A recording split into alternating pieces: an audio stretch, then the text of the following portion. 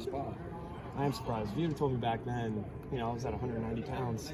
If you told me back then I'd be probably one of the top tight ends and one of the top guys for the team, one of the leaders of the team at 255 pounds. Even with playing experience, I'd probably think you're crazy. So it's been a pretty good ride. Obviously, I'd be a liar if I told you it was easy. It's been a lot of hard nights, sleepless nights, a lot of waking up early and trying to pack as much food as I can in my body during the day, but it's been a long journey. Because of Garrett's situation last year, you got some meaningful minutes. Just how much does that help with confidence, with kind of understanding things going into transitioning into a new coaching staff? Yeah, obviously, Garrett's a great tight end, and it was kind of hurtful for the team that he went down, but I was able to get some good minutes off of that. And going into this year, I think if we both get in with both great playing experience, I think it'll be a pretty good duo because Garrett's a menace out there, and hopefully I can match that level as well. And this new coaching staff, I think, is going to be pretty good for both me and Garrett. You kind of saw what Payne did, obviously going to the NFL now. Just what do you take from him as you step into even more of a leadership role?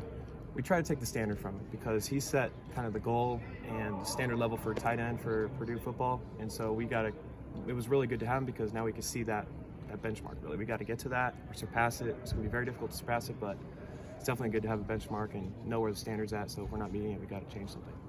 How are tight ends utilized in this offense?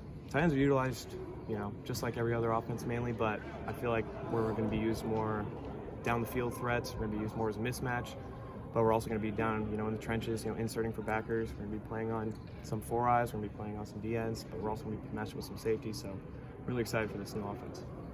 Any report on Max Clare or Charlie Kendricks or Drew Bibb or any other tight ends?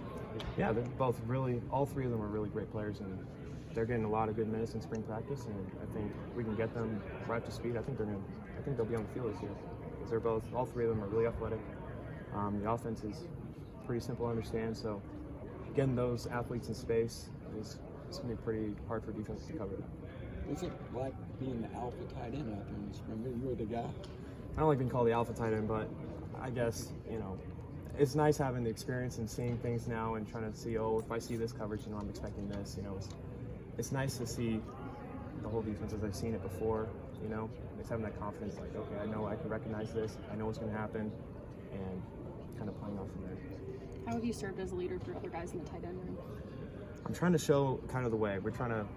I've had to work really incredibly hard here at Purdue, just for my own body weight, for my own trying to position here. So I'm trying to really install that kind of level of hunger for playtime, hunger for tight ends, trying to get that hard work really instilled in them, and hopefully we can be a good group someday.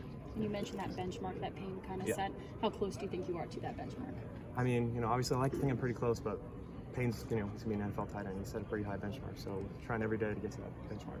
As a former quarterback, you can speak to this. When Aiden dropped back, he wasn't taking off. He was going to sit in the pocket and throw. Mm-hmm. I think Hudson's a little bit different. So how do you adapt to maybe a guy that's a dual threat a little bit? I would say probably, if the play's not over till it's over. Obviously, Aiden could sling that ball like nobody else, but Hudson definitely adds that level of athleticism, and just because I'm covered or just because he's sitting back there a little while doesn't mean that it's necessarily the play's over. I could probably get open and maybe he can scramble out, extend the play a little bit, and maybe launch it downfield. So definitely the extension of the play is going to be a little bit different, but really excited for him. Are you still an engineer? Yeah, I'm MET still. Hopefully I'm graduating this May, hopefully.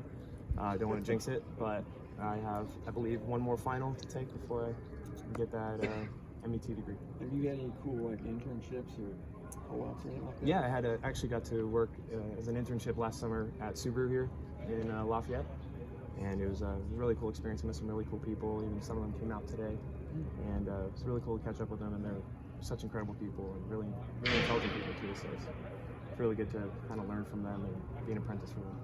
You keep your right arm in shape just in case. It's just like a microwave oven. It takes only 20 seconds. Warm up. I can launch it if they need me. Talk to Coach Walters or Coach Harrell about, hey, let me throw one. Not yet, but we could install something there. Maybe in the future. Anything else? Thank you, Paul. Thank you, guys.